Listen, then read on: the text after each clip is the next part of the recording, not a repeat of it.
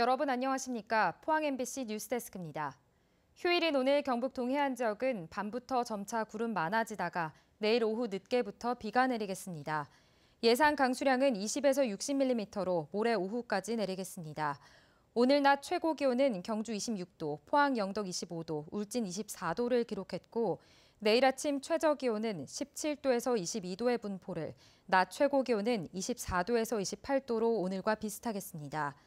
동해상에도 흐린 가운데 곳에 따라 돌풍과 함께 천둥 번개를 동반한 비가 내리는 곳이 있겠고 바다의 물결은 동해 전해상에서 최소 1.5m로 일겠습니다. 농림축산식품부의 농촌중심지 활성화 사업과 기초생활거점 사업 공모에 포항시 흥해읍과 신광면이 각각 뽑혔다고 김정재 국회의원이 밝혔습니다. 지진특별재난지역으로 선포된 흥해읍에는 앞으로 5년간 국비 105억 원 등 모두 150억 원을 들여 안전복지거점 조성, 통학로 정비, 주민 편의시설 개축 사업이 추진됩니다.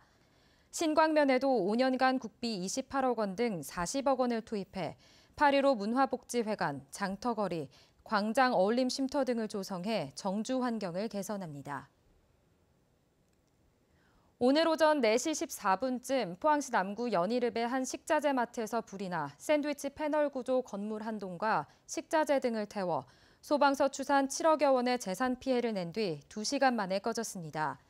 다행히 인명피해는 발생하지 않았으며 소방당국은 화재 현장에 소방차 22대와 인력 50여 명을 투입해 진화 작업을 벌였으며 현재 정확한 화재 원인을 조사하고 있습니다.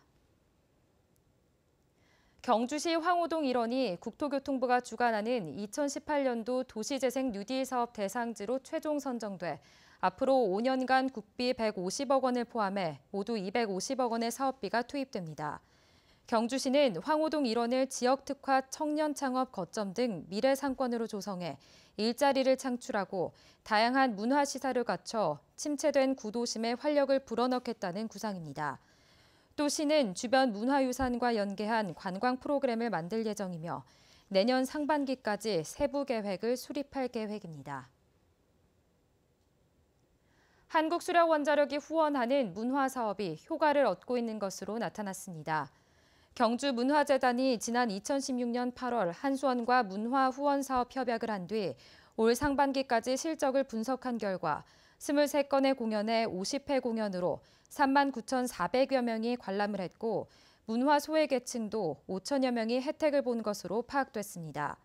설문조사 결과 공연 만족도는 95%에 달했고 경주 예술의 전당 온라인 회원 수도 지난 2015년보다 3배나 늘었습니다.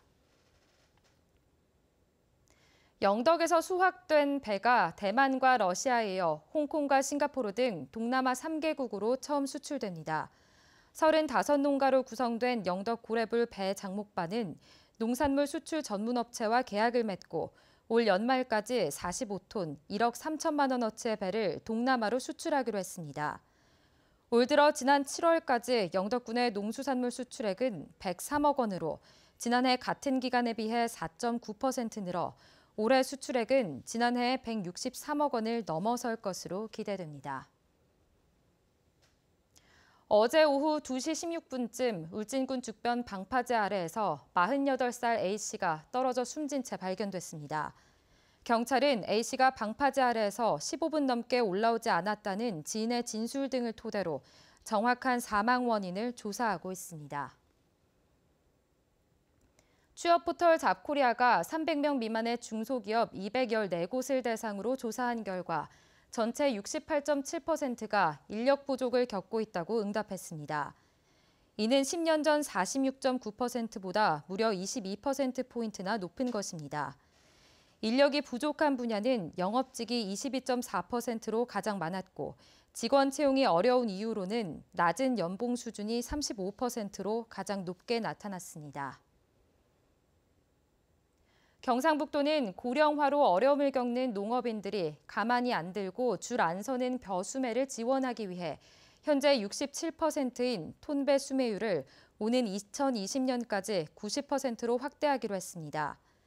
톤백 수매 제도는 인력에 의존하던 기존의 40kg 소형 포대 대신 800kg 대형 포대로 수매하는 방식으로 인력 절감뿐만 아니라 입출고 편리성과 검사 정밀도를 높일 수 있습니다. 도는 톤백 수매를 확대하기 위해 지난 5년간 전용 저울 등을 공급한 데 이어 올해부터 2억 원을 들여 정부 양곡 보관 창고에 중장비 출입이 쉽도록 출입문을 확장하기로 했습니다.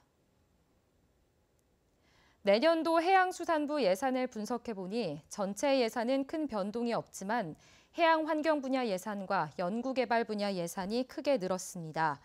내년도 해양환경 분야 예산은 2,717억 원으로 올해보다 12.8% 늘었고 해양 관련 연구개발 분야 예산은 6,362억 원으로 올해보다 3.5% 증가했습니다.